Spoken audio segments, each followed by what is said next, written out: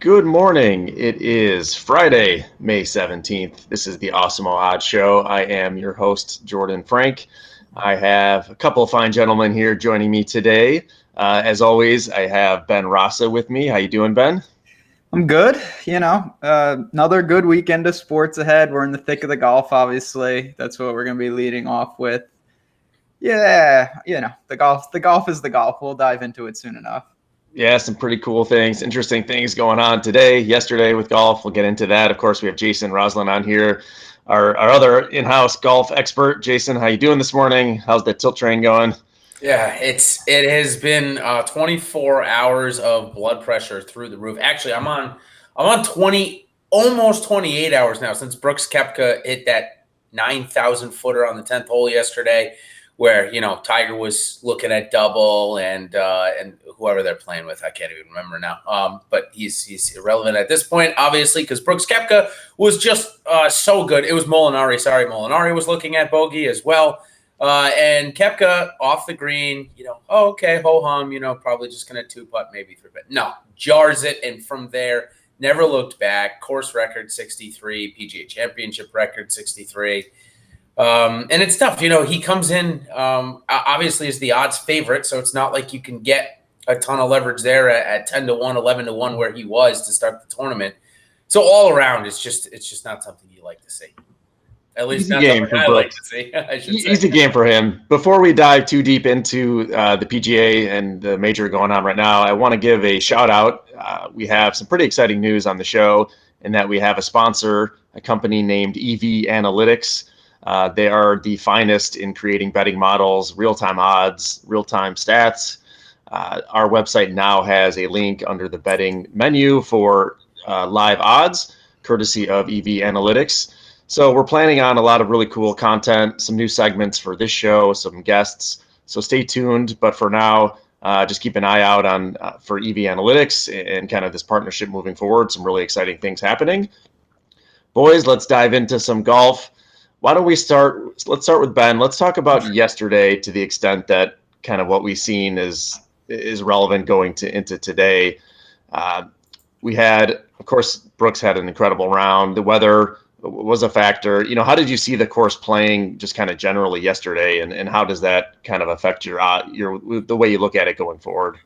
So we saw, it played, I don't want to say U.S. Open-esque, but it was closer to that than I thought it was going to be. It was certainly had some teeth. The rough was punishing. You saw time and time again, guys just not able to really advance the ball, certainly to the green. Other thing to note is there was, and this is to be expected, there was a split. The afternoon played about almost a full stroke harder. So those guys caught, some tougher wind. Maybe the greens got a little bumpy. And rolling that in today, obviously Brooks, he's going out in the afternoon with all the people who played in the morning, obviously. And it's really going to be a question of, can he bring himself back? Because that's the one positive. I don't have many positives to say about the situation, but the one positive is that for the live odds, Brooke, he's obviously such a lightning rod that if you think he does come back, pretty much you have your pick of anyone. Obviously, DJ's right there, but other than that, it is wide open. You're going to get a fair and nice price on pretty much any other golfer in the field. Yeah, that's for sure. So, Jason, you already kind of talked about your reaction to Brooks' quick start yesterday. How did you see the course playing yesterday, and what are you seeing today so far? Yeah, course is playing. It's funny because you see these guys that have gone out and been hitting fairways like no other and been getting up and down from everywhere. And then they step up and it's a major and they can't hit a fairway. They can't make 5-foot putts.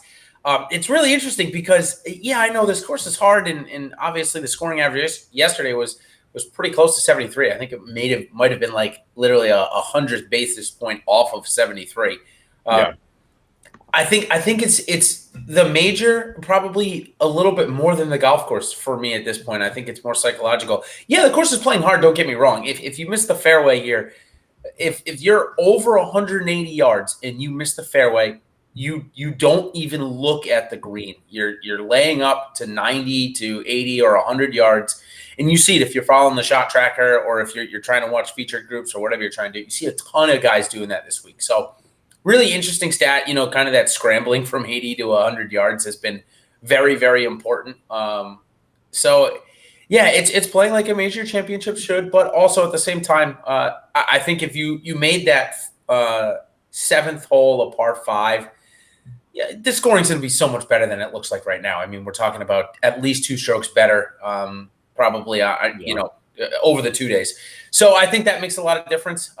It's a par 70. Remember, it's because of that, it's a par 70. So yeah, it's setting up for an opportunity for if Koepka ever misses a fairway again in his life. Yeah, maybe if somebody, if Spieth or DJ, which we'll talk about here in a minute or two, if they could post 5 under here, get a couple of birdies coming in, maybe Koepka shoots that 72 and we got a golf tournament again. But we'll talk about that in a minute here. Yeah, you bring up some good points. And I wanted to kind of highlight a few guys that jumped out to me yesterday, and then we can look at, today and some odds going forward. We've already talked about Brooks. Obviously, he had incredible. He was the only guy on the course who shot a bogey-free round. Pretty just insane given some of the putts he was making. I want to talk about Danny Lee. Now he's come back to the pack significantly today. Last I saw, he's 5 over today. Yeah, Siwoo might get cut, which is really something because he's working too. What I was seeing yesterday and what I was reading about him kind of makes sense how he's fallen off today, given he was at the bottom yesterday on strokes gained off the tee. I mean, he was not. I think he hit half the fairways was the stat that I saw. So not surprising that he's fallen off. Was he on your guys' radar at all going into the tournament? No. Simple answer. Not even easy answer. Consideration. Not the type of player. He always can score when he gets going. It's just I didn't see any, and this is not a hot take, I didn't see any way that he would be able to sustain even small streaks of not blowing up. And that's the one last thing I'll say about that is that Brooks, when he went out and did this, a lot of people, and I get it, it's what you see. It's like, oh my God, it's over. Everything's done. Everyone's performance, not just Brooks, is almost solidified. And it's like these guys, you're going to see a lot of guys who were 2 under today and yesterday finish in 54th and finish in 6th. This is a long golf tournament. Yeah. We played one round. It just Brooks made it feel like what happened yesterday is literally set in stone, and that's what everyone's going to finish at. Yeah, that's such a great point, and I definitely have that feeling inside of me, no doubt about it. But what I'll say first about Danny Lee is I didn't know he was in the field, and that's not a knock to Danny Lee. I'm not trying to be mean. And I know he was, I saw him in the DraftKings pool, but what is he even doing in the field, I guess, is a more poignant question to say. Again, not to give a knock on Danny Lee. He's a way better golfer than I'll ever dream of being, but he's just not a name that we've seen in a couple of years. I know maybe once a year we get him in the top 5 or something of a tournament like that, but he seems like he's kind of tailed off. When he first came on tour, he was really good. So yeah, 4 over today, no surprise. But looks like he's playing 9 now, and it looks like he's gonna finish inside the top 10. So interesting. Again, I don't think we're and he's in the native area on 9, so we're not looking great. I think we can probably move on from Danny Lee. I think it was a nice one. How about this name though? 6 under today, Matt Fitzpatrick. Yeah. Shot again, cannot get out of the first round, 75. Did this at Augusta as well. What do you guys make of that, though? 6 under, I mean, he's basically matching Brooks' score from yesterday if he can get one more birdie. Yeah, I mean, my first thought is it's not going to be for anything I do with him, but it just shows it's out there. And for chasers, Fitzpatrick, he's not a long hitter. He's not a bomber. Obviously, a guy, keep it in the fairway, hit your good irons, make some putts. You can roll them in. These are flat greens, but it just shows 65 is out there. And, someone hovering around 1 over. You get to 3 or 4 today, and Brooks, again, he has to comply. That's really what he did yesterday. If he plays good, he's going to win. You need some help now, but it's not beyond the realm that the guy comes back a little. And I think Fitzy's showing that this is a wide open day. There is some scores to be had. It does seem like the range of outcomes is so crazy wide, especially today, because you have a couple big names who are just, destroying the course, not in a good way, hacking it up. We got Rory, Rahm, Bryson, 4 or 5 over today. Then you have some guys shooting 4 or 5 under. Like you have this spread of, that's always going to happen, but it just seems like you have a bunch of big names who are not doing well. You got guys like Fitzy, you got a few other guys who are already 3 or 4 under today. kind of goes to Ben's point that really if Brooks falls back at all, this thing could become wide open. For sure. And I think there's a couple of names, if you don't mind me kicking off some names that I'm looking at here for the afternoon group. Sure. Jordan Spieth is on the course, and so is Dustin Johnson. DJ's odds are 4-1. Jordan Spieth's are, I think, 19-1 right now. Spieth doesn't have a top 10 all year, but we've seen strides. Ben and I have talked about it on our show a lot. Obviously, I'm a big fan of Spieth, and I cover him quite a lot. I know his game probably just as good as he does at this point. Off the tee is very good this week. He's had 2 misses that have led to 3 over par. Other than those 2 misses, though, he's looked really good. It's been quick snap hooks to the left. It's looked pretty good. Now, again, at 19-1, I would much rather see him at the 30-1 range, where I'm looking at a guy like Xander Schauffele, who's yet to tee off yet. He's even par, 7 back.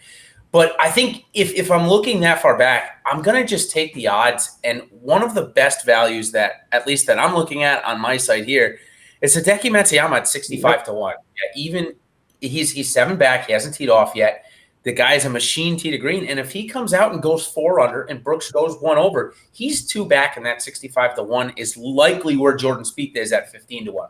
If you're a trader, if your book does buybacks, I mean, it's a great spot for Matsuyama to go post a number and you get out of the position by tomorrow morning and have doubled your money. Decky was the guy. You stole my guy. Sorry. Well said. I mean, it's the kind All right, we're done. And then you have the good show. It really just speaks to kind of what we were just talking about, that it's a long tournament. Like if I was Decky, my goal today would be to beat Brooks, not just pass him in the standings, literally just shrink the 7-shot lead. If you're down 5 or 4, you got 2 rounds to make that up. That's absolutely nothing. 66-1. The other guy, similar spot is Justin Rose, 33-1. I see. Really, again, went out and played fine golf yesterday. It's just Brooks has warped what we expected. You take him out, and I know you can't do that, but at the same time, Rose is probably pretty happy with where he sits. Another guy, you go out, post red figures today, and see where you're at. If you're a handful of strokes off the lead, all these prices are going to be slashed depending on what Brooks does today. Yeah, you can find, it seems like so much value right now before guys are going off. I mean, like you're saying, Decky, I'm seeing 40-1, a couple other guys in that 40-1 range who I wanted to bring up. One was Jason Day. Now it looks like he hasn't been doing great today. He was 1 under yesterday. It looks like he's given a few back. It's always kind of a roller coaster with him. Are you guys looking at him to do any real damage? I wish he played. Yeah, I mean, if he can. The only way I'll look to someone like that is if I think, and I've been looking and I'll dig a little more.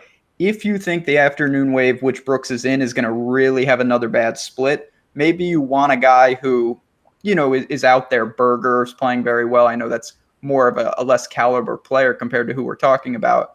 But there's some guys on the course, they're halfway through their rounds. If you think they can get in the clubhouse and then watch the entire pack come back to them, that's another way to attack it. Yeah, that makes sense. Jason, is there anybody, I guess, else you're seeing either make a move today, or are you looking for some of the guys who haven't teed off this afternoon that provide some value? Yeah, I think the best, honestly, I'm going to sound like such a homer here, but I think the best value of golfers that are on the course is Jordan Spieth. I mean, I'm not going to pay 4-1 for DJ 4 back right now. I'm just not going to do it. If Koepka comes out and shoots 2 over, shoots 72 today, and DJ is 2 back going into the weekend, yeah, I'd like 4-1 there. That's okay. That's pretty good value. But 4-1 sitting 4 back still. He's on DJ's on 5 right now, and it looks like he just put it long of the green, so it doesn't look like he has a great birdie chance. And that's 5 and 6 are gettable, especially from where DJ was. So again, guys on the course, I'm looking at Jordan Spieth. This guy Jazz Genoa Tanand. Not bad. Solid. That wasn't bad. I would never bet him in the case. Like, this is great. It's a great showing for him. I hope he comes in the top 10. He gets to play next year if he does that. But I would never bet him at this play. I don't care what his price is. He's not going to beat any of the guys above him likely. Maybe he does. But what do you guys think? Talk to me about Sung Kang. He wins last week.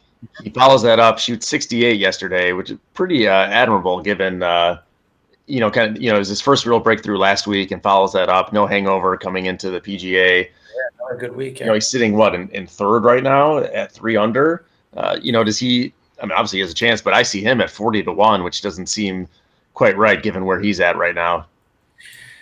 Yeah, I mean, he beat an okay field last week, right, Ben? I mean, it wasn't, it had Koepka and Spieth in it, and he went out and beat him last week. Much different course, obviously. Yeah. 30-1's not bad. I'd like him 50-1. I'd just rather, for me, it's pretty simple. I would just rather, if I'm going to take a guy like that, I would just rather have Berger, who's in a similar spot in terms of where he's at and the odds. Sun Kang, his abilities, we've seen, he can get crazy hot. He owns a lot of course records here and there. Another guy, certainly better golfer than Danny Lee right now. I just wonder, when is the stretch when Sung Kang is 6 over through 4 holes? I think that's coming at some point in this tournament. Playing very well, but I think I'm more apt to take a guy like Berger, who, when his game is on, he really can hold it together. A big ask to get in the mix with these guys, but if you're looking for a dark horse, I guess you could go there. Yeah. Yeah, one prop that I saw, and obviously all of this has been about Brooks and kind of what he's going to come out and do today. I saw a prop for leader after round 2, and Brooks, as you can imagine, is a very significant favorite. Right now I see minus 335 for him to come out and be the leader after round 2. He's currently up 4 shots. It's actually not even that bad, to be honest. No, I thought it would be higher, to be honest. Yeah, me too. Like, thought that'd be minus 500, to be completely honest. But anyways, keep going. Yeah. Well, there you go. So that sounds like you both identified that is maybe a better price than it should be. Is that something you guys would be interested in? Is it just too much chalk to lay on Brooks? It is a lot of chalk, but I mean, when you look at the leaderboard, who's going to challenge him in the afternoon group? Okay, so it's Tommy Fleetwood, right? Is Tommy Fleetwood on that board, and what's his odds? Fleetwood, we've got 9-1. He's in second. The next odds are him at 9-1. So you can tell the spread there is very, very large. Well, I guess that's what I'd say. I would probably, the only guy that's going to pass him in my eyes. No way, Reavie. I mean, Reavie has a good round, but maybe 2 or 3 under. But Brooks would have to go 2 or 3 over. Yeah. I think that your best bet is to lay it all on Brooks, and maybe again, I live hedge life. I come from the equity markets, and I play derivatives. That's what I do for my main income. Anyways, that's what I would do. I would hedge with Fleetwood here because I think Fleetwood's the only guy that could overtake him. I'd lay it on Brooks, and then I'd take Fleetwood as kind of like my underpinning to get my money back that I bet on Brooks. But I thought, aren't you hustling on like your local golf course? Isn't that your major income? Yeah, right, exactly. Income over here. That and beyond meat. Yep. Is it Brooks? Can you bet no, or do you have to take a golfer?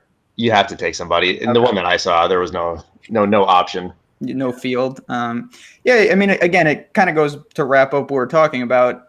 You can attack it with someone in the afternoon, or if you say maybe DJ can grab one more post 4, and if it plays brutal, if you're asking Brooks obviously to shoot 74 or 73 to push that. Thanks for taking Jordan Spieth out of the equation, Ben. Yeah, Spieth, I don't know. You're just looking for somebody to try to post.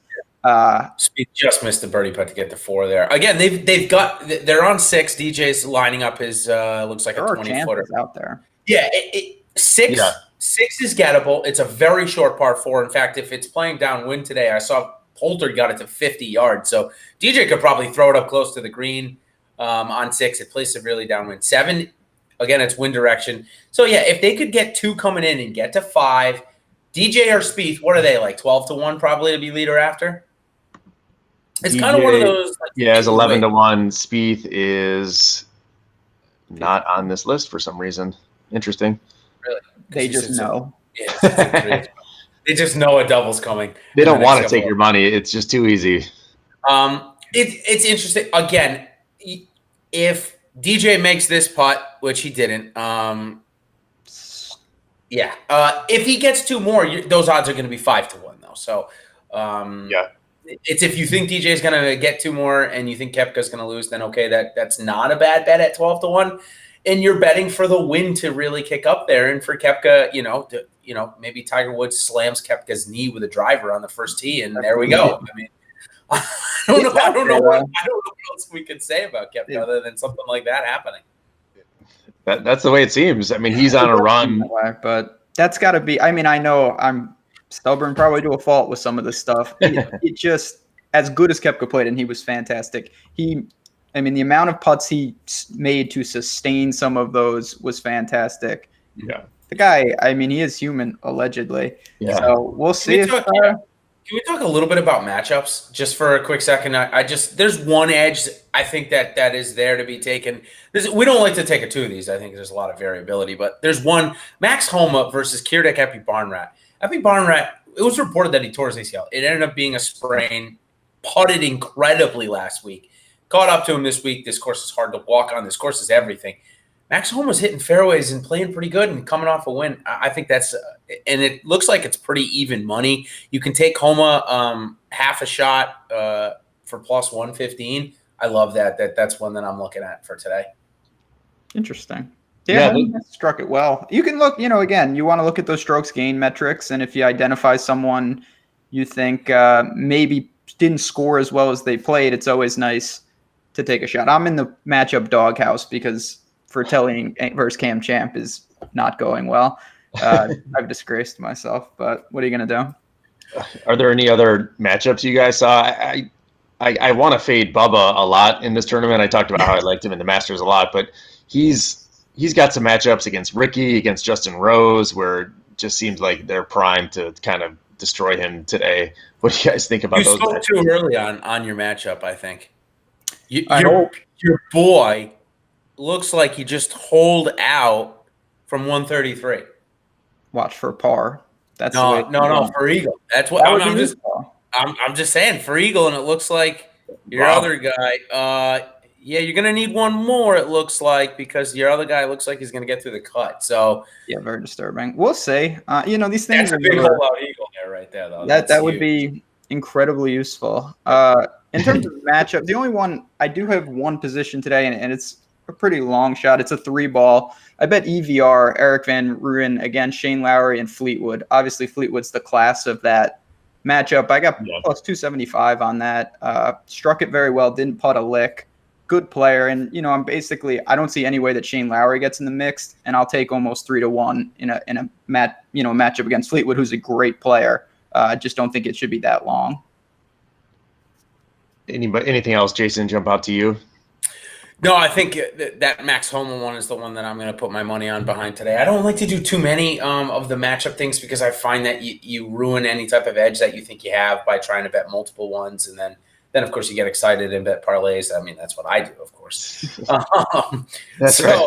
Yeah, so I'm just focusing on Homa and Epi Barnrat. And at this point, the weekend comes too. You get those where guys get out early. You can make up moves. It's a great time once that cut solidifies. You can kind of reevaluate on the whole. Yeah, absolutely. There's so many opportunities. What is the cut line looking at right now? Do you guys have an updated? Yeah, that's actually a really interesting discussion, I think. And the reason I say that is because it looks like it's so funny. If you're watching the Spieth and DJ group, the guy who's announcing right now was like, oh, yeah, overnight I thought it was going to go to +1. I mean, what is this guy talking about? This guy is a golf announcer. Does he legitimately not understand that the course is playing to a 3 over par average? Anyways, if that keeps up, we are supposed to get some wins. Looks like the scoring average, though, is ticking a little bit better, maybe just a hair under 72 this morning. There are some better scores out there. Spieth, DJ, a couple under Berger. So, 72.5 for the afternoon would be my guess. That's 2.5, somewhere in the 4 or 5 over, to be honest with you. I think it probably ends up going to 5, to be honest. Those are the two numbers. I don't see, unless there's a drastic wind uptick and 6 gets in the mix, and unless I don't see 3 is just not going to happen. So you can eliminate that. 4 if it plays a little easier, and it seems to be starting to. Maybe the wind's died down, maybe it's warmed up. 5 if it stays a little brutal. So it just shows, as bad as some guys played yesterday, you throw around, 68, you're going to probably get through unless you're in crippled position. Never over with these things. Yeah, I was seeing 3, and that did seem a little bit low just from how the course was playing. And, it's early to project when so many people aren't even on the course yet. I mean, let me put it to you this way. Only half not even, 10 people are maybe done for the round? Yeah, maybe 2 groups Something are done. like that. Yeah, a couple groups. Keith Mitchell, who's at +4, hasn't even teed off, and he's gained 11 spots. So, and again, basically nobody's in. I think that's a good indication of where this cut is going. If you started at +5, you've gained 11 spots as well. So yeah, I think that the cut line will be interesting, of course, for daily fantasy purposes. But if Koepka goes out and shoots even par and the cut line ends up being 4 over, I likely won't be betting any of these +4 guys for the weekend. That's just going to be way too many shots to make up at Bethpage. Yeah, for sure. So we'll keep an eye on how it goes this afternoon, where the cut line ends up at. Any final thoughts, guys, before we transition on? No, I mean, like everything, and I'm guilty of it too. I think people overreact to ridiculous situations. And Brooks, I don't want to sound like a Brooks hater, but we'll see what he puts together today. You look anywhere, even as dominant, the field is still the favorite to win this tournament over Brooks. It doesn't feel like that, but that's the case. Wow. Okay. Yeah, and Brooks is incredible. He's almost down to even money, and that's ridiculous after one round. He's still, it's a lot of golf, 54 holes. So we'll reevaluate after this cut. Yeah, and your boy Sung Kang, Jordan just threw up another birdie, got to 4. Yeah, he could put another 1 up or 2 on the board, and it just takes an over par cut. So yeah, what's Sung Kang in that second round leader? Probably not listed. Probably not listed. Let me take a quick look. Now he was on there. He's 20-1. Still right now? Yeah. Crazy. Yeah. If Brooks is going to shoot over par and Kang in the middle of the fairway on 16 with 18 still to play a birdie hole, that might be your best value on the board at this point. But that birdie that Kang just made on 15, which crazy stat. I don't know if Ben, you happen to catch my second round article, which again for daily fantasy purposes or for betting purposes, I put that out after every round. Yesterday it was free. You can go check that out. However, I put out the scoring per hole, and the 15th hole yesterday totaled a half of DraftKings point, 1/2. So it means there was way more bogeys and others than there were birdies. So that's a really good birdie right there by Sung Kang. I would definitely be taking a look at him if you think Brooks is going to shoot over par today. Yeah, that seems to be the key to kind of all of this analysis. What is Brooks going to do today? Do we have a shot to catch him? Can anybody get within 3-4 shots today? Position themselves for the weekend. I guess it would remain to be seen how he plays today. Yeah, absolutely. All right, awesome. Well, Jason, I appreciate you jumping on. Cheers. Obviously, ton of content on the site. We know where to find you on Twitter. Why don't you tell the people just so they know and give us a quick rundown of what we can expect content-wise? Yeah, you can find me on at DFS Golfer 23 on Twitter. I'll be coming out with an article each of the next 2 days after the round. It actually gives my model, and in that model gives all of the in-20 statistics, the strokes gain metrics that Ben and I talk about so much. So you can get that, of course, on the site, and you're going to be playing for $50K first place on Sunday. So that's really good. I may be a little less active on Twitter over the next couple of days. I'm going on a cruise. I set sail tomorrow morning. So I'm going to need the vacation, and I already bought the beverage package because I needed to with Brooks here. I literally bought it yesterday. Yeah, needed to. So anyways, I'll jump out, guys. I see our next guy's getting in, so we'll talk soon. All right, enjoy that yacht life. Thanks, guys. Take care. Oh, man. Yeah, it's going to be fun. It's this golf, it changes so much. That's the thing, So yeah, just minute by minute with updates on the board, and with Sung Kang, I guess just birdied, and that is a good way for us to transition from Sung Kang directly into the Preakness. We have Evan Schwartz joining us again to talk the ponies. How you doing, Evan? Doing good. Thanks for joining us. Of course. Yeah, welcome back. Glad to have you. So Ben and I talked about the Derby last week, and obviously talked about the issue that everybody was talking about. So we've got you back. We want to get your thoughts here. Before we dive into the Preakness, what did you think about the DQ? What did you think about the whole situation in general? Man, first off, what madness that was. I mean, absolutely crazy. I thought that they ultimately made the right call. They just made a long time to do it. I just, to leave people waiting for 22 minutes for something like that, yeah. I understand that you got to make sure things are right, and you got to really, really, really think that the Derby winner interfered with people to bring him down for the first time in history. I think the rule is written pretty poorly, to be honest. I think, yes, he caused commotion. Yeah, there was an issue there. I think he ultimately should have been brought down with how the rule is written. Can the rule be written differently? Sure. It's a 19 horse race. Should it be a little different than a normal maiden claimer or allowance race? Maybe. The one problem horse racing has is there isn't really uniformity. Every jurisdiction has their own rules. Every steward has their different opinions. Like, it's really hard to separate. I think they did make the right decision ultimately, but it took way too long to do so. And they really, I feel like the public was just kind of in a what's going on scenario. I mean, people complain of how long NFL replay takes and NHL replay and even now MLB replay. To have people waiting 22 minutes after a 2-minute race, man, that's tough to swallow. But ultimately, I do think they made the right decision. Yeah, I think well, I guess Ben was a little bit more Bitter. on the other Bitter side. would be the word. Yeah, Yeah, it's such a tough look for horse racing in general. And the time, as you mentioned, the time it took was so painful because people are tuning in for 2 minutes. A lot of people just turn it off and didn't even realize what happened. I know Ben was trying to sweat it at a wedding. It's true.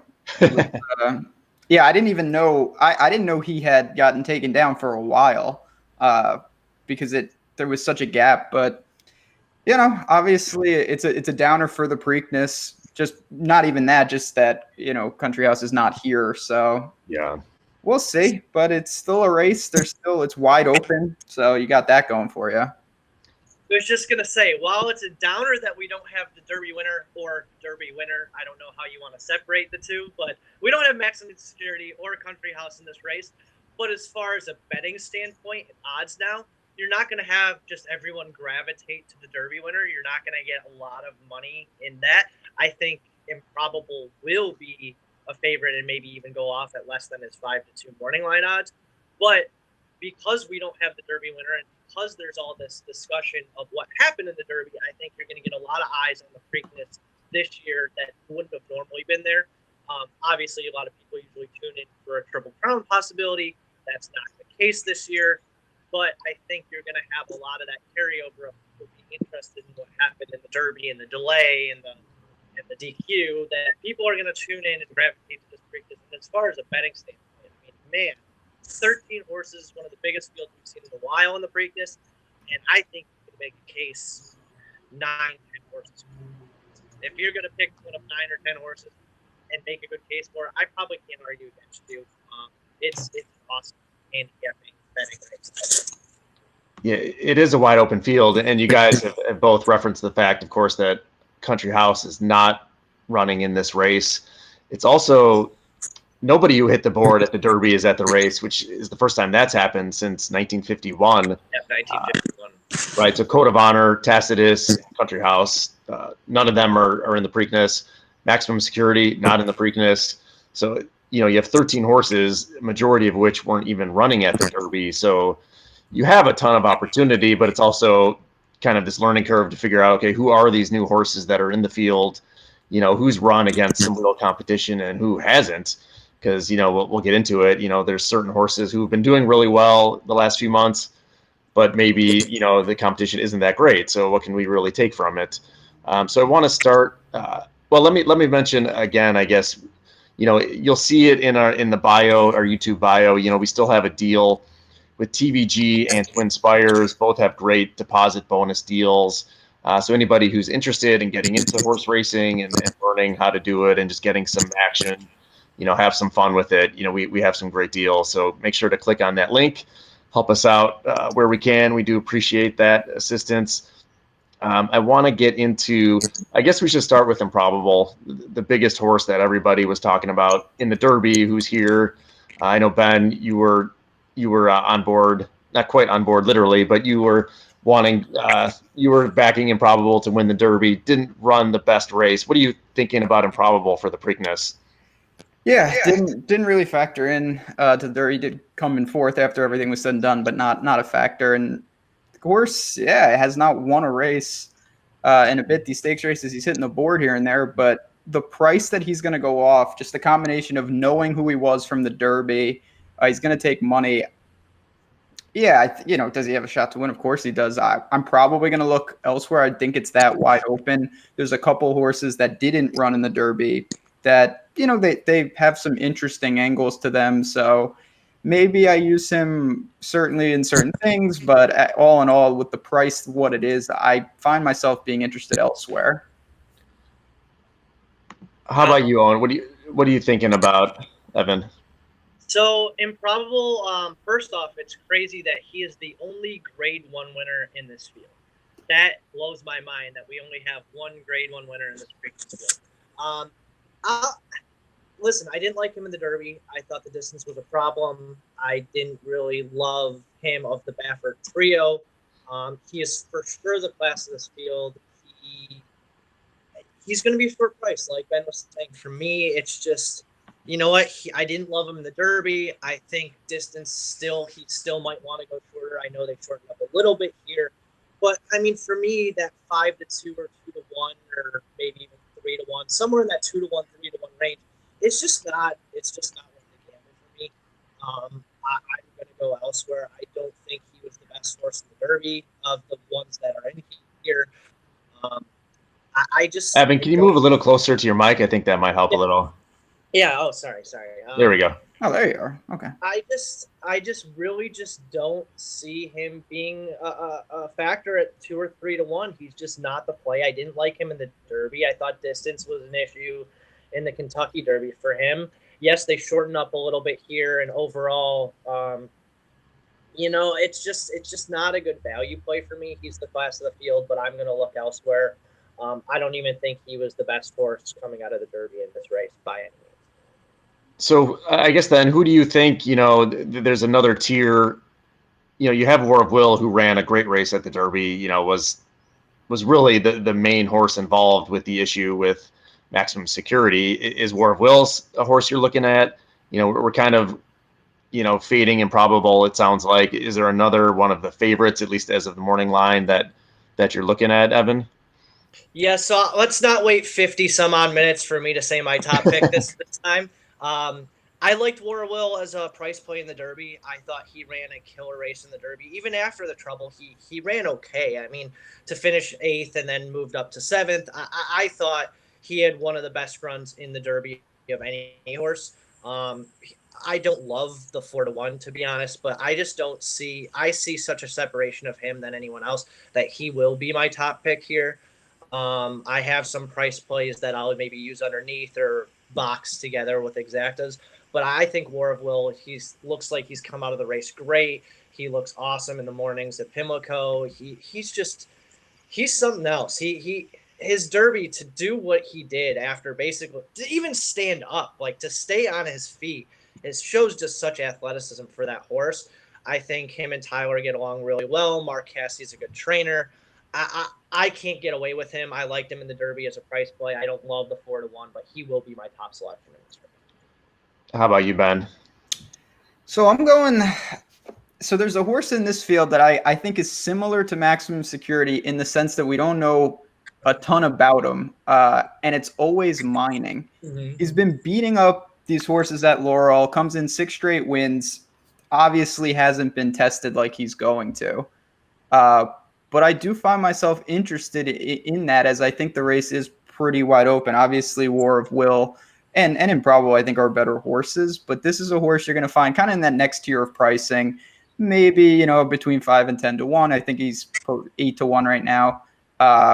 And I am similar to Maximum Security when we didn't really know what to make of him.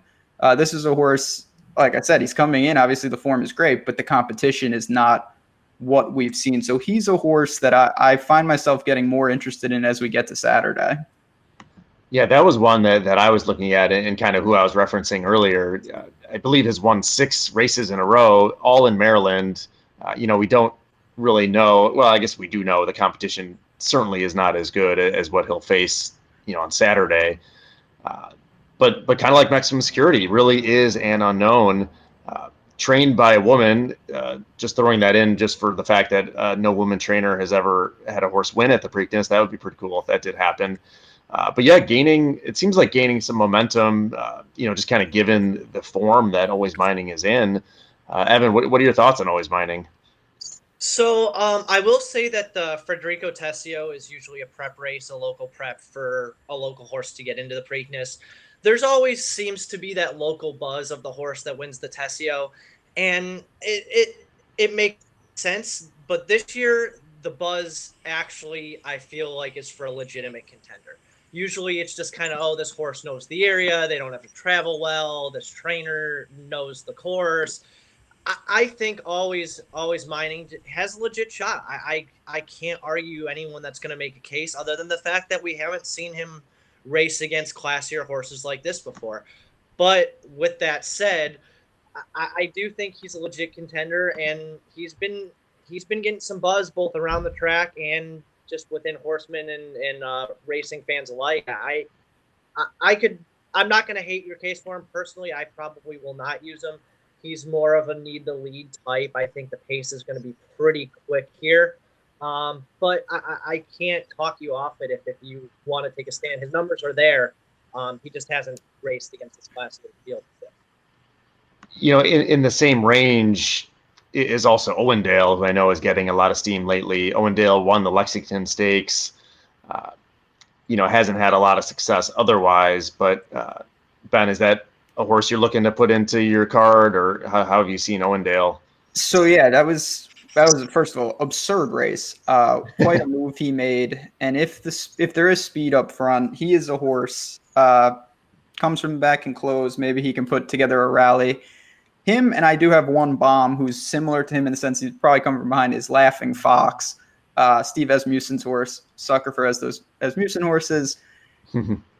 Hasn't run, in his two big races, Arkansas Derby and the Rebel, not great. But I will say, and it doesn't simply work like this, but when we look back at the Derby, the Arkansas Derby seems like it was the strongest. It had Country House. It had Omaha Beach, obviously, who didn't run. But, he was fourth there. That's not the worst showing when we kind of look back at maybe who he was running against. Obviously, Improbable was second in that race. So that's a horse he's going to need some help in front of him. But if you're looking for a bomb, I do find myself kind of interested in Laughing Fox, which, you're talking a big price. So take that for what it's worth.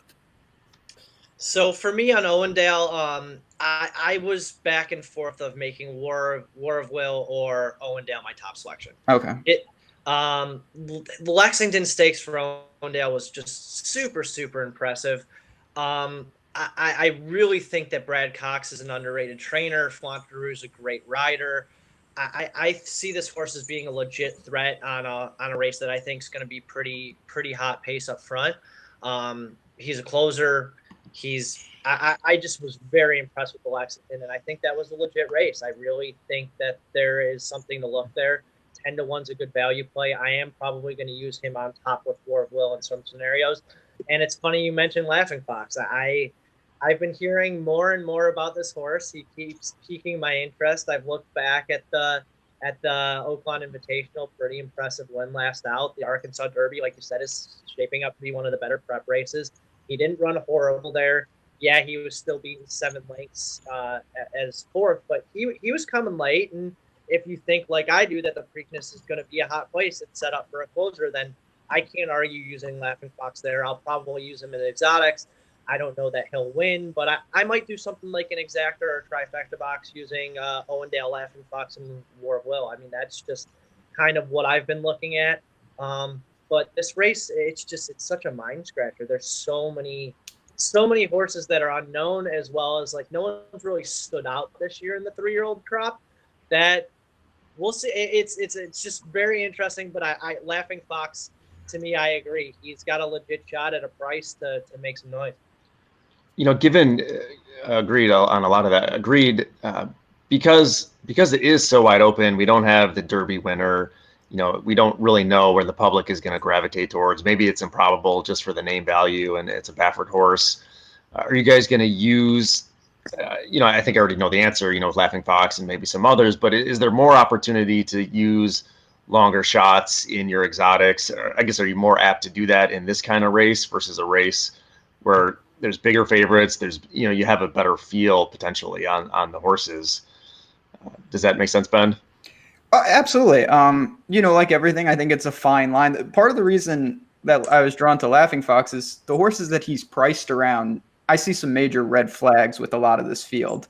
And I found myself more looking for just reasons to take horses than not to take. There was just a lot of horses where I was just like, I don't see anything that makes me think that they get in the mix. So by process of elimination, a lot of the horses, that Evan mentioned, I think they caught your eye for one reason or another, whether it was an impressive race or, something that the unknown with always mining.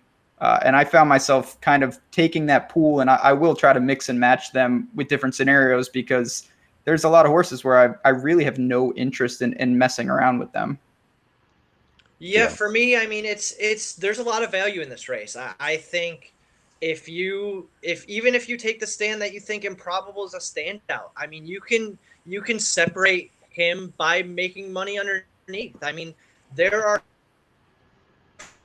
so many opportunities for 10, 20, 30 to 1 shots to get that second or third place spot where your exact and trifecta and superfecta payouts could come in big even if Improbable wins. I think, like you said, Baffert's name and Mike Smith being attached to Improbable is obviously going to attract a lot of that money. Baffert's going for a record 8th win in the Preakness. I mean, it all makes sense of why the money is going to gravitate to Tim.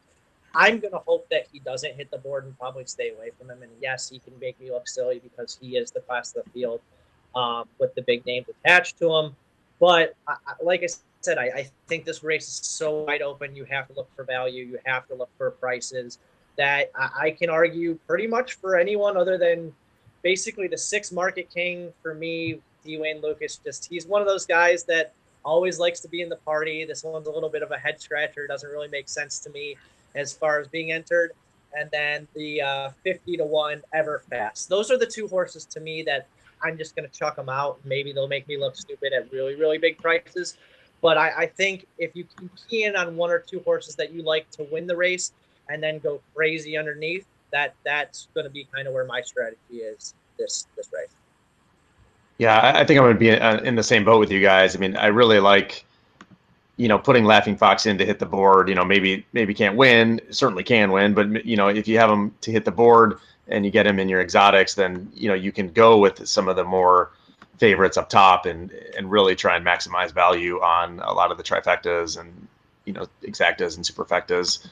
I think that makes a lot of sense. I guess really final thoughts, Ben. I mean, do you have any idea yet kind of where you're going with this? I know we've gotten a bunch of the horses that you really like. It's certainly going to be a variety. It's I mean, obviously we're gonna wait and see a bit. I want to check out. There's some good races today. Obviously, Black Eyed Susan is today, and some of the races leading up to it. There's big races with Catholic Boy running right before. I probably try to get some doubles in with him or Flame Away. But in terms of this race itself, my plan really is to try to mix and match, always mining with one of the closers because I'm hoping maybe he can control the pace and maybe Owendale or Laughing Fox can hunt him down. So that's really where I'm going. Improbable is the horse I don't know what to do with because as bad as he's been relative, in terms of bad, he's still, I think, the best horse in this field. I'm just not apt to really look to him because I don't think someone's going to take the money and it's going to be him, but I don't think that makes him obviously more likely to win the race. It makes him overvalued in my opinion. Mm-hmm. Yeah, I mean, so I'm going to take a similar strategy where I like War of Will. I think he's going to win the race, so I'll use him on top, but I'll also throw in Owendale as a closer. I think War of Will will sit just off the pace while Owendale is going to be trying to come really late. I'll throw Laughing Fox in exotics to hopefully him pick up the pieces at a bigger price. I was even toying around with the idea that Improbable might finish third and key in on him in trifectas in the 3rd place spot. I don't necessarily see him completely missing the board. I'm going to be hopeful that he does and probably try and bet against him just because of value. But with that said, I'm looking War of Will for a win play and then keying exotics with War of Will, Owendale, and Laughing Fox. That's kind of where I'm standing as far as betting the race.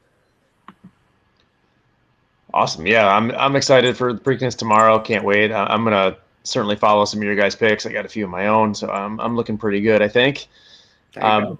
We have Evan here. I know you're a big NBA fan, so I do want to talk NBA.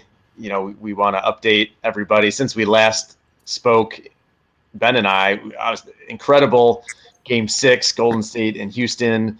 I'll take my Very victory nice by lap. you. I'll Very take my nice victory call. lap later. We also had 2 insane Game 7s. With Denver, Portland, and then Philly, Toronto. The conference finals are set now, and there's been a couple games that have happened in each series. I guess why don't we to Ben? What did you? We can start with Golden State, Houston, and we don't need to rehash it too much, but just your thoughts kind of on that game, and then Golden State, Portland going forward. Yeah, I mean, you really summed it up nicely. Obviously, with that mindset that Golden State, obviously they take a hit on talent, but the chemistry, everything else, Steph certainly responds when he's quote unquote the man. Portland just doesn't have the horses. I think we see that they needed that game last night. Yeah. And then on the other side, Evan, you were on the Bucks. We were on the Celtics, who were just poor effort there. But obviously, they're another one. That was a big win in Game 1. Puts all the pressure on the Raptors tonight. So you never want to go down where you need 4 out of 5. That's a tough ask, especially when you're not. These teams are pretty evenly matched. So I expect a motivated and desperate team tonight in the Raptors to kind of respond. Probably even the series in my mind. Well, Evan, what did you? I guess let's get your thoughts as to kind of the wrap up of the last round, and then what you've seen in this round, and then we'll go from there. So last round, first off, I surprised myself, and on the last show that I was with you guys, I went 3 of 4 for the series, which I thought was fairly good. The only one I missed was Denver and Portland. No. Actually, I missed Toronto and Toronto series. I thought Philly was good. I thought the last round went kind of how I saw it. I thought Kawhi was the best player on the field or on the court for the Toronto series. He just ended up getting some support finally. I nothing really surprised me too much last round. The East kind of has been a puzzle to me all year. I think the best 2 teams obviously are in the finals on that side. And on the West, I mean, it just seems Golden State versus everyone else. I mean, that's kind of how it's been all year to me. Had I been on with you guys last week going into Game 6, Jordan, I would have been right with you saying Golden State. And I couldn't believe that they were getting 7 points. I couldn't believe the money line on it. I couldn't believe anything because I thought they were legit shots of winning Game 6 and for sure covering the 7. Obviously, that prevailed. And now we move on to the conference finals. And, man, it's been pretty exciting in the 3 games we've seen from both sides. Well, I'm glad you weren't on last week, so you didn't kind of steal my thunder. That would have been tough. Yeah, all right. For me, I mean, a big part of my analysis was, how was Golden State going to play without KD? And they really have returned to kind of their 2015-16 style. And you can argue, obviously, KD is the best, arguably the best or second or third best player in the league. So not having him is a detriment. But you see the ball movement, you see the pick and roll game with Steph and Draymond. You saw it last night. Portland could not stop it. And Draymond has been playing so incredibly well. And I think I'm sure we're all on the same page that we don't think Portland has a chance here. I'd be surprised if they win a game. Maybe they get one of these 2 at home coming up, but they had to win last night. I mean, without question, to have a chance in the series. And I don't think any of us thought they had a chance. I really thought if Golden State would win that Game 6 against Houston, they'd be fine without KD against Denver or Portland. But they will need him in the finals. I'm pretty confident in that assessment. So there's not a ton, I don't think, to talk about in the West, at least going forward. The East is really interesting to me, and Ben, you hit on it. Game 1, Toronto really was in control for most of the game, and then essentially collapsed in the fourth quarter. Kyle Lowry is the only guy who made a field goal in the whole fourth quarter, which is insane. The rest of the team shot 0 for 15. Yeah, that's.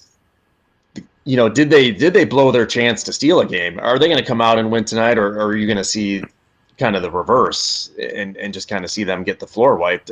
I don't know. I really don't have a strong feeling yet. Ben, you think you think Toronto's going to come back and take care of business? They're getting 6.5 tonight, but sounds like you were looking Toronto to win the game. They're plus 240 on the money line. You think you're looking at Toronto tonight? I lean there. I mean, I think that they're a team. I certainly think it helps that they didn't blow that game at home. Because in their mind, you're still in that mentality, get the split and get home. So yeah, they let one slip away, but at the same time, they were in that game. I do think there's a very real chance when we see the series that Toronto, maybe is the better team here. So 6.5 plus 240. Those are just purely on price for me. I'm willing to roll the dice with a team that I don't think is in any panic after a disappointing game when it's all said and done in game one because they really had it. But I think they give Milwaukee another strong test tonight. And, when you're in a toss-up situation, if you're getting those type of numbers, for me, it's a worth a play. Yeah. How about you, Evan? What are you thinking tonight? So for me, I mean, well, first off, they say it's not a series till someone loses at home, right? I mean, I can see this series going back and forth with the home teams winning. I think that Milwaukee wins tonight, and then easily Toronto can come back and win both in Toronto and make it a 2-2 series, and it all comes down to who's going to play best 2 out of 3. Tonight's a little bit of a puzzle for me. I could see it being a close game, or I could see Milwaukee absolutely blowing them out. I'm tending to go to the latter. I think Milwaukee's going to come in really strong. They looked a little lackadaisical in the first half of the first game. I don't think we're going to see that. They're not going to be as tight. They kind of figured it out. Yeah, Lopez might not do what he did, obviously, last game. That's ridiculous. But I just see I think they're gonna just roll tonight. They feed off that energy of the crowd. The crowd wasn't really into it early. They kind of, like you said, Toronto was controlling that game till the fourth quarter, and I just don't see that this tonight. I see Milwaukee kind of taking their own, setting it up, and I can see a double-digit win by Milwaukee tonight, and I think they're going to go up 2-0, but then I think Toronto comes right back and takes 2 at home. The other series, you mentioned that maybe we ignore that, but I will point out there is a angle that I shared with you 2 weeks ago that when a team is coming into the game 3 down 0-2 at home, that you look for them in the first half. So the first half line, Portland, Golden State, I would highly recommend firing on Portland. They need to come out strong. They need to have a lead at halftime. They'll probably, I haven't looked at that line yet, but I'm assuming they'll probably be getting a point or 2 in the first half. Close. Or maybe even pick them. I think they're going to come out strong. I think that's a line to look at. By no means am I saying they can win game 3. If they are to win a game in that series, it would probably be game 3. But I think that's a really, really, really, really strong wager to look at. Kevin Durant supposedly isn't playing again. So I see Portland being able to hang in that game, maybe win that game, and for sure coming out strong in the first half. So that's an angle I for sure will look at. I think in the past 10 to 11 years, it's coming back at like 60 or 70%. So that's for sure a wager you need to look at. And had you listened to me 2 weeks ago for Houston game 3 of Golden State, they covered that line. Yeah, so it's an interesting point and one to look at further. I don't see a halftime or a first half line right now. I'm guessing it's going to be close to Durant, yeah, to game line because the books do shade those numbers a little bit. Yeah. Mm-hmm. So right now Portland's a 2.5 point favorite. My guess is it's probably going to be like a 2 point line or 1.5 maybe for the first half. Maybe they do the full 2.5. I've seen that before. Yeah. So you said I know you juiced it. Yeah, definitely be juiced. I know you said Houston did end up covering because we talked about it 2 weeks ago when Houston was going back down 0-2. I believe that they covered that line pretty easily. They did, yep. Yeah. So it's a good point, and that's a really good angle to play, and it's one that I believe in. One that I mentioned was Game 7, just under first half, hits at a really high clip, and I'm pretty certain that both first halves from Game 7s on Sunday came way under in the first half, and I think even for the game. I mean, certainly Toronto-Philly went way under. I think that game was like 6-6, 8 minutes into the game or something like that. It was pretty ugly. There's a lot of these types of plays that are situational, but do correlate pretty well from year to year. So I'm glad you brought that one up. So I guess you guys are kind of torn for tonight. I don't know if I have to break the tie on Toronto and Milwaukee, because I really see it going one of two ways, and it's hard for me. I do think Toronto is the better team, which I think I'm in the minority in saying that, given Giannis and everything that Milwaukee has put together around Giannis. So I think I'm probably going to go with Ben, at least for tonight. I will take the money line. I'll probably also take the 6.5 with Toronto. I think it is kind of a toss up. Alternatively, I could see them getting blown out of the gym, but I just don't think that happens because they have the experience advantage, and I know that's mostly overrated, but I do think there's some small edge maybe that they can gain where they won't panic if they get down, 15 points early on the road. Kawhi, Danny Green, Gasol have all been there.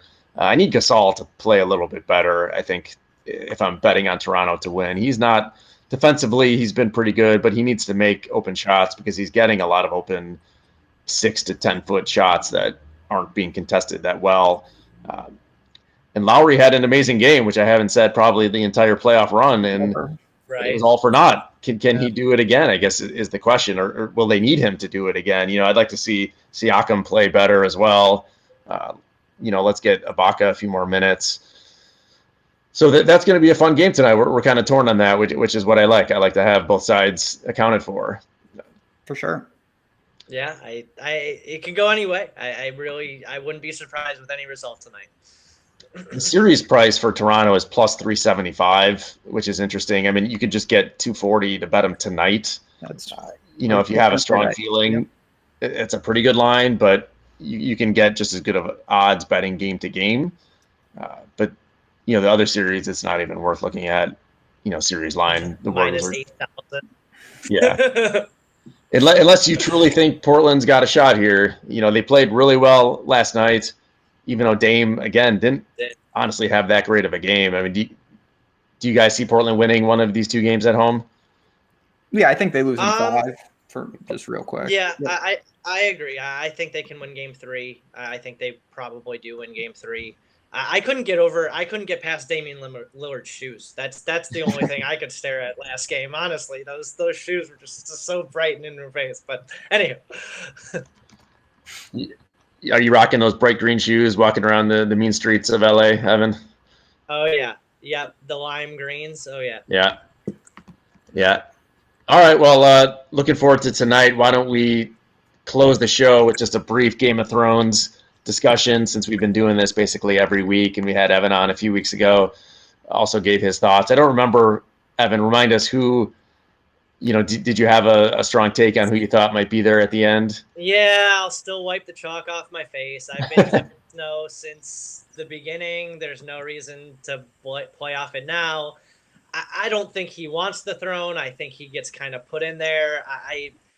I think a lot of people last week were really upset of how things went down. I kind of saw Daenerys eventually being the person, the character that she is now. I mean, they've been leading towards her kind of playing off that Mad King angle for a while. I think they did it quickly.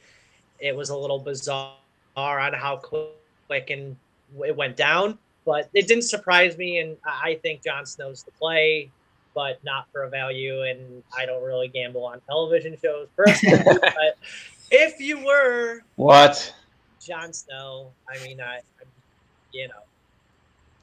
Fair enough.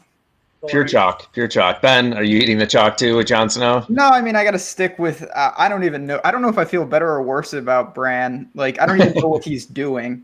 Nobody knows. So we'll see. It seems. I'll say if I had to, the person who I think is gaining the most steam would be Sansa. That's not someone I even remotely considered. She seems like is going to take on some sort of bigger role after your girl got a little crazy last week. I assume you're referring to me with my girl. yeah. You've been Team Daenerys. I have. So I don't know.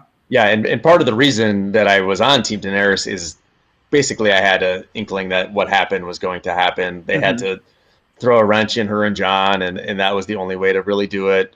You had to weaken her to some degree, with killing of the dragons, and that led to what it did. And I agree with Evan that I didn't love the way that it kind of happened. And we can get into that at another time. That'll be for our spinoff show, where we get into every episode and go deep into the books. But I honestly don't know if I feel better or worse also with my position. I really think that the most likely answer is that nobody's on the throne, but a lot of the odds that I've seen don't even have that as an option. I think it just gets destroyed. I know John doesn't want it. I have a hard time seeing him being just a ruler at the end of the show. I think Sansa does want it. So she's got the steam. Got the steam.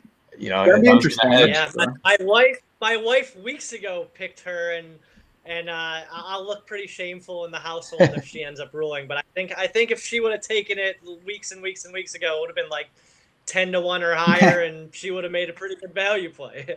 That's true.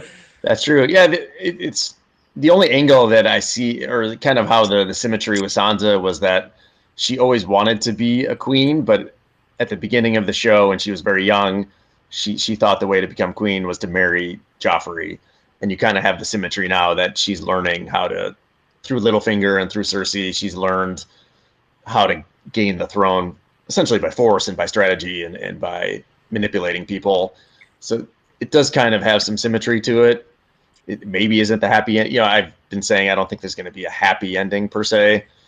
And Jon Snow feels a little too much like a happy ending, though if he has to kill Daenerys to get there, maybe it's not so happy.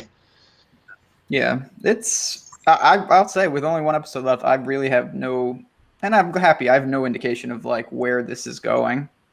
So Jordan, I kind of go towards you is that they might just leave everyone pissed off, and like the last shot is just the Iron Throne completely empty, like just rubble. I would not be surprised if something like that happened. I mean, in general, TV shows that have this much steam and power coming in, it's hard to end on a note that people aren't pissed off. Like, as you've seen this year, people are really upset with how things have gone down because the first 7 seasons, or maybe the first 6 seasons, have been so incredible that people have built up these last 2 or this last season so much that it's hard to satisfy everyone.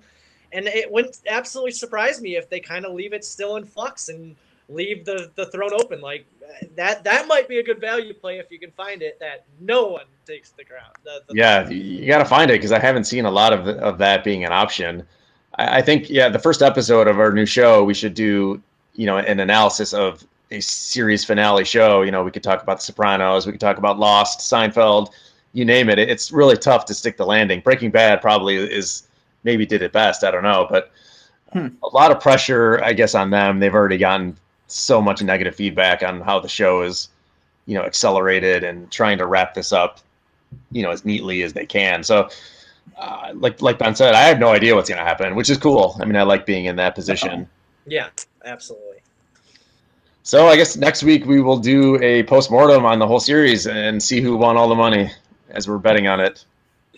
Sounds like a plan. I'm in. All right, fellas. Well, enjoy your weekend. A ton going on. We've got golf. We've got horse racing. We have basketball, hockey. We didn't even talk about hockey, but we'll get there at some point. Baseball going on. We'll dig into some baseball at some point in the next few weeks as well. Any final words, gentlemen? Anything big planned for the weekend, Ben? No, I'm glad I actually have nothing to do. I'm going to watch a lot of horse racing, a lot of golf. I'll be around. Article posted in Slack, up on Twitter if you want to check it out. If you are betting the Preakness, any questions, as always, I'm around. Awesome. How about you, Evan? Final words? I'm going to be watching the Preakness, hoping for War of Will, and getting ready. I'm headed to New York to produce some shows at Belmont next week. So right in my backyard. There you go. Head over to Belmont Park.